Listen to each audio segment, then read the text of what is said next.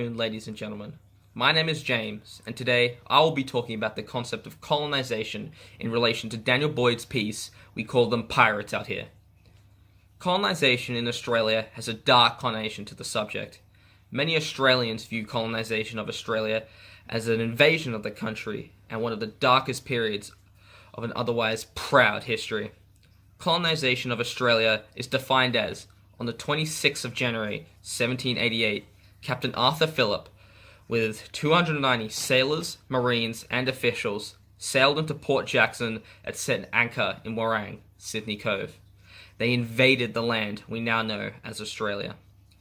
Colonization is an issue glossed over by many who feel as if it's a part of our history that should be buried rather than accepted, understood, and forgiven, but not forgotten.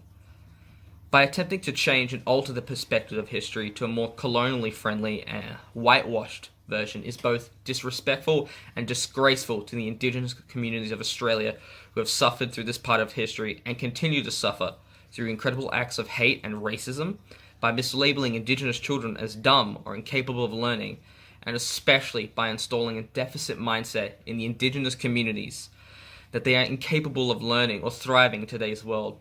Through the act of colonization, the Western standard has become the main and only acceptable course where a person can be accepted as part of the Australian community.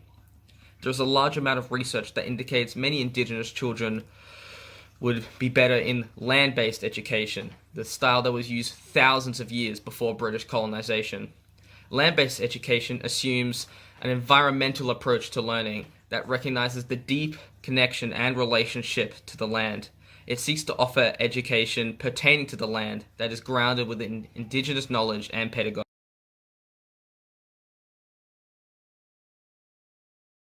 Daniel Boyd's piece, We Call Them Pirates Out Here, is an intense look into the Indigenous mindset and how the first Australian community views colonization.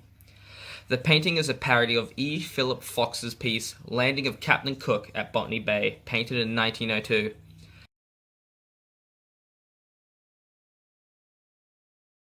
As seen in the piece, Boyd has clearly redrawn the colonizers to be more in tune with the views of the Indigenous population by redrawing them as pirates, offering an alternate look at history that highlights how invasive the First Fleet was seen to be.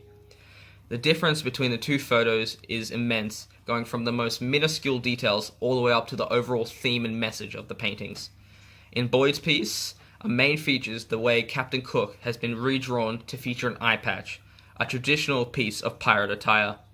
Additionally, he's standing directly in front of a Jolly Rogers juxtaposition onto the English Union Jack. This comparison serves to recognize the fact that the English invaded and colonized most of the known world.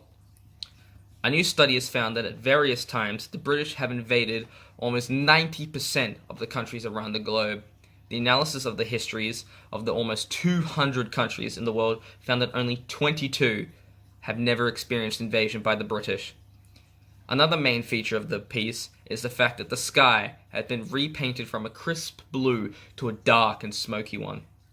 This indicates that the colonizers brought both death and destruction along with machinery and automation never before seen in Australia. In conclusion, colonization is a concept that has had a massive, long-lasting effect upon the Indigenous communities of Australia. It cannot be denied that the act of colonization led to a massive cultural loss for all of the Aboriginal community.